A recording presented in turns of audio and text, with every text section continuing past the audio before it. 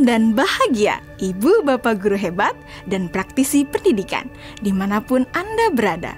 Kali ini, Ibu Bapak akan melihat contoh situasi pembelajaran di sebuah kelas tingkat sekolah dasar yang menerapkan pembelajaran berdiferensiasi. Mari kita saksikan bersama-sama.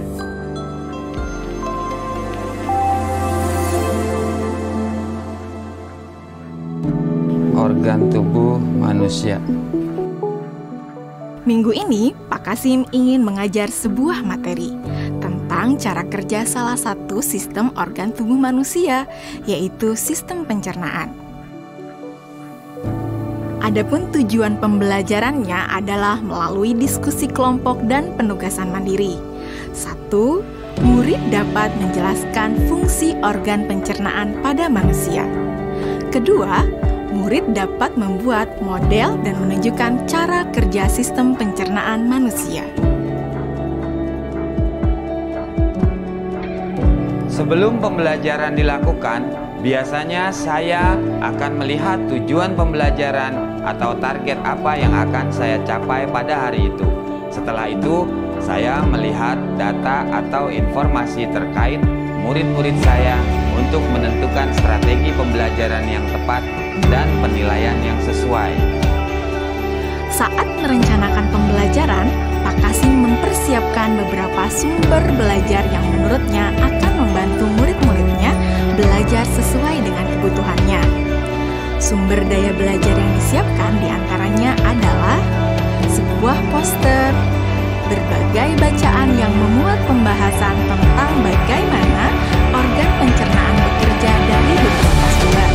Ada yang berupa beberapa buku bacaan dengan tingkat kesulitan berbeda-beda, artikel sederhana, mengunduh sebuah video singkat yang sesuai dengan apa yang ia ingin anak-anak pahami, membuat kartu-kartu pertanyaan untuk membantu murid mengkonstruksi sendiri pemahaman mereka tentang cara kerja sistem organ pencernaan dengan menjawab pertanyaan.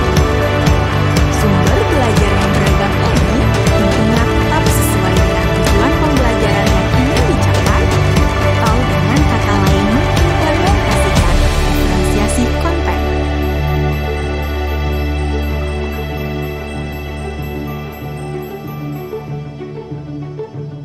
Setelah semua sumber materi yang beragam disiapkan, saya mempersiapkan daftar kegiatan lengkap dengan instruksinya.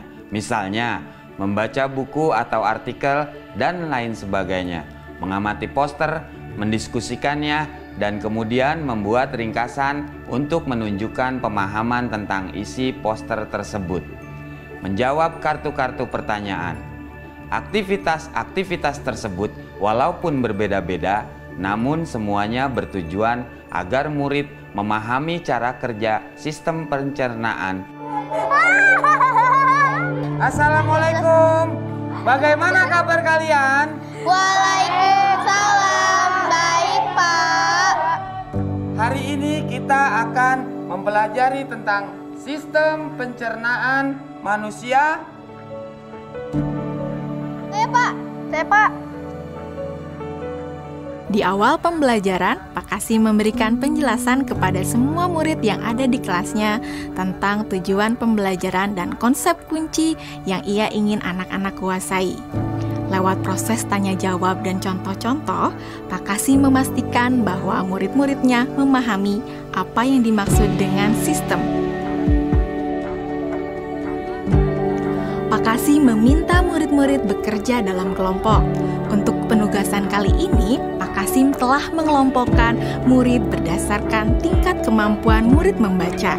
Hal ini karena tugas pertama yang harus dilakukan oleh setiap kelompok adalah membaca materi bacaan terlebih dulu.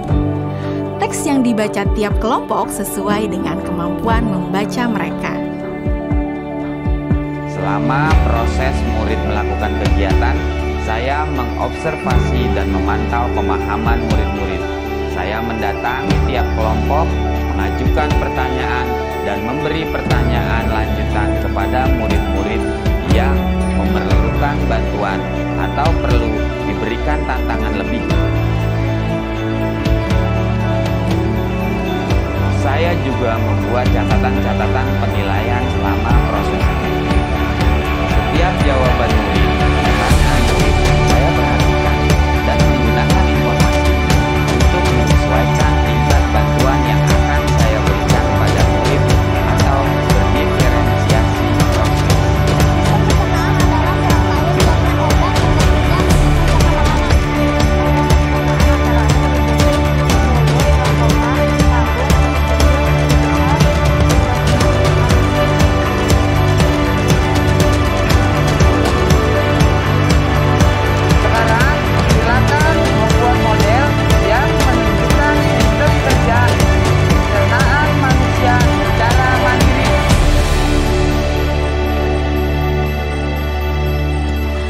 Selama proses murid-murid membuat model sistem pencernaan, Pak Kasim berkeliling melihat pekerjaan murid untuk mengetahui sejauh mana pemahaman murid.